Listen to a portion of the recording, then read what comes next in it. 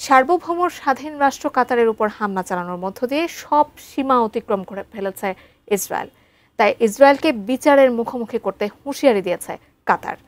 হুঁশিয়ারি দিয়ে আর কি কি কঠোর ও দৃঢ় পদক্ষেপ নিতে যাচ্ছে কাতার, বিস্তারিত জানাচ্ছেন জান্নাতুন নাহার জেরি।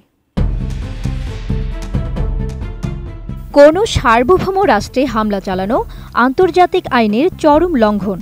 সেই আইন ভেঙে সম্প্রতি ধারাবাহিকভাবে ফিলিস্তিন ছাড়াও আরও ৬টি দেশে হামলা চালিয়েছে দখলদার ইসরায়েল। তার মধ্যে ৯ সেপ্টেম্বর কাতারেও হামলা চালায় গণহত্যাকারী দেশটি।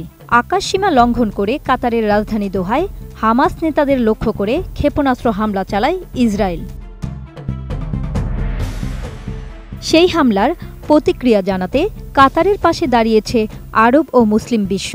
কাতারের প্রতি বৃহত্তর সমর্থনের অংশ হিসেবে ১৪ সেপ্টেম্বর দোহায় শুরু হয়েছে আরব মুসলিম বিশ্বের নেতাদের শীর্ষ সম্মেলন। ওই সম্মেলনে বক্তব্য রাখার সময় কাতারের প্রধানমন্ত্রী শেখ মোহাম্মদ বিন আব্দুল রহমান আল থানি ইসরায়েলের বিরুদ্ধে কঠোর হুঁশিয়ারি দিয়ে ইসরায়েলকে তার অপরাধের জন্য শাস্তি দিতে বিচারের আওতায় আনতে বিশ্বের প্রতি আহ্বান জানান। নোভা এলইডি টিভি, ঝকঝকে ছবি, নিখুঁত শব্দ, ৫ বছরের ওয়ারেন্টি। নোভা মানে সঠিক মান, নিশ্চিত সেবা।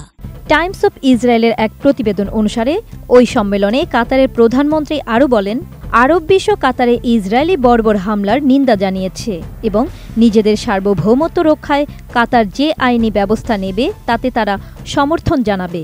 ইসরায়েলি হামলার বিরুদ্ধে কঠোর ও দৃঢ় পদক্ষেপ নেওয়ার মন্তব্য করে তিনি আন্তর্জাতিক সম্প্রদায়ের প্রতি দ্বিচারিতা পরিহার করে ইসরায়েল যেসব অপরাধ করেছে সেগুলোর বিচার করার আহ্বান জানান। গাজার যুদ্ধ প্রসঙ্গে তিনি বলেন, ইসরায়েলের জানা উচিত যে ফিলিস্তিনিদের বিরুদ্ধে তারা যে গণহত্যা ও মাতৃভূমি থেকে জোরপূর্বক উচ্ছেদের চেষ্টা চালাচ্ছে তা সফল হবে না।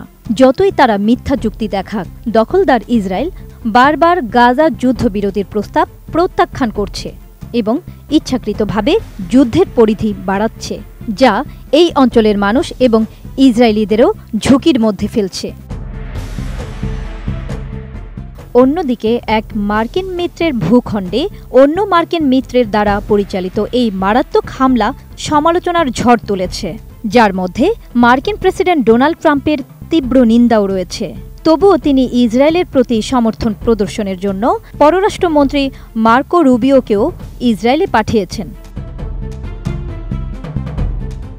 অপরদিকে ইসরায়েলে ওই হামলার ঘটনাকে ঘিরে যুক্তরাষ্ট্রের মিত্র উপসাগরীয় আরব রাষ্ট্রগুলো ঐক্যবদ্ধ হওয়ার চেষ্টা করছে, যা সংযুক্ত আরব আমিরাত ও ইসরায়েলের মধ্যে সম্পর্কে টানাপোড়েন আরও বাড়িয়েছে। ২০২০ সালে ইসরায়েলের সঙ্গে সম্পর্ক স্বাভাবিক করেছিল আরব আমিরাত। জান্নাতুন Nahar Jerry, desk report, ATN news.